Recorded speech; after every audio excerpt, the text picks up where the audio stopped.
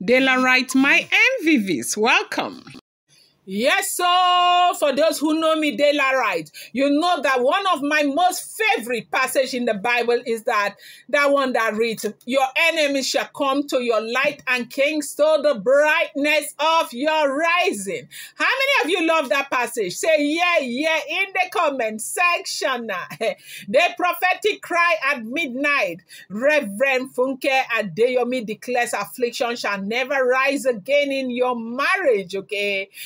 She declared this over Queen Naomi and the Ooni of Ife. In the hollow walls of Ile-Ife, where the echoes of drums speaks to the gods and sacred linger in the shadow of ancient stone, a spiritual wild wind is brewing. And at the center of this divine collusion stands a woman, a prophetess, revered, a preacher, feared, a vessel anointed, Reverend Funke Felix Adejumo. Her voice, heavy with divine authority, pierces the veils of mystery and conflict that have long shredded the royal union of the Ooni of Ife and his, queen, beautiful, gorgeous, queen prophetess, Dr. Mrs. Olori Naomi.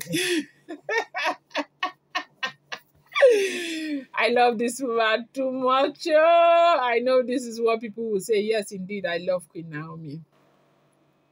Now, they said a midnight meeting no one saw coming. It was meant to be a quiet gathering, a private intercessory section hosted in a non-script chapel outside the palace walls, but by divine orchestration, the spiritual gates were, thrown open. Eyewitness say Reverend Funke arrived unannounced, clad in flowing white lace and battered in the aura of holy fire. Queen Naomi, radiant in simplicity, sat silently beside her spiritual mother. Okay, they said this happened in the royal mansion though, but it was the Ooni's entrance, majestic yet heavy, that draws a hush out. For the first time in months, the spiritual triangle was complete: the king, the queen, and the prophet. Adejumo. She is a reverend, okay? Insiders claim that it was this prophecy that strengthened Queen Naomi in her darkest hours when, betrayal cloaked itself in royal attire and the weight of tradition nearly crushed her identity. And now the same prophetess returns not to mourn but to declare restoration, okay? To declare nothing but restoration. They say the king's silence tears at the end of the prayer. Those who stayed back witnessed something unthinkable. The Ooni, who had maintained a regal composure all through, reportedly, shedded tears.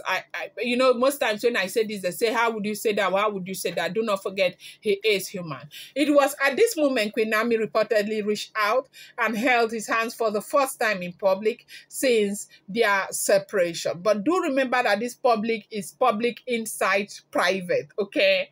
They said Ooni and Ife and Queen Naomi, they cannot be seen together until the 3 full moon ritual is, complete, okay?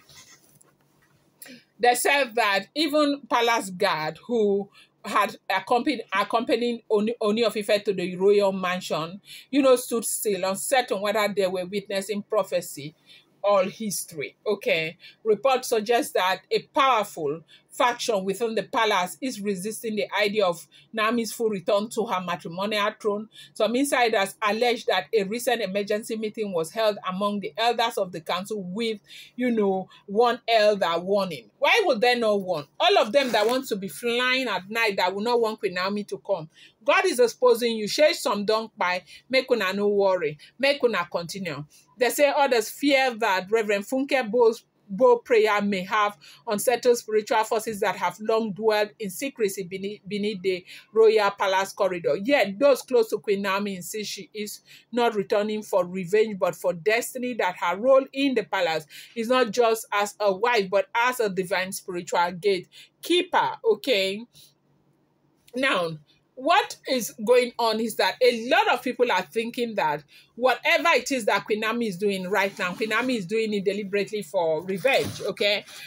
We do recall that there is this complaint that Kabi is saying is not staying in the palace, is there going up and down with Queen Naomi and all of that.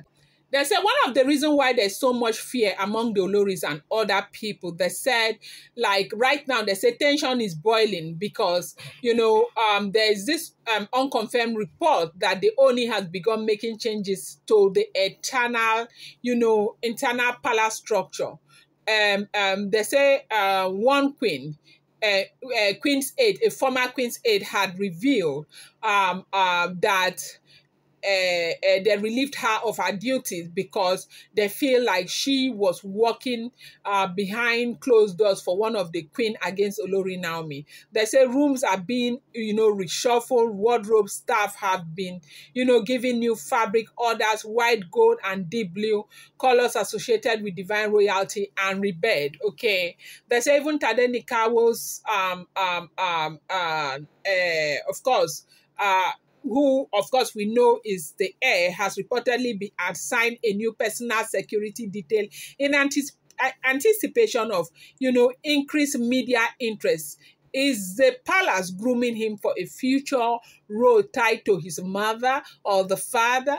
That is what a lot of people are asking. We don't know. They said a lot of things, okay? Social media is already on fire. Supporters of Queen Naomi hail her as the chosen one, the only one who walked away and doesn't, crawl back, said one viral tweet she deserved this and more. But critics accuse her of spiritual manipulation. She is using prophecy as a power grab. A palace loyalist tweeted, others called the move a betrayal to the other queens who have endured by staying. And will they only go back with the UK coronation despite palace outrage and public backlash? Will Queen Naomi accept the crown knowing what it might cause her spiritually, emotionally, and politically? Nobody knows. This is up to Olori Naomi. But what is going on is that Reverend Funke has said, affliction shall never rise again in their marriage. And we are all saying amen. Affliction shall never rise again in their marriage.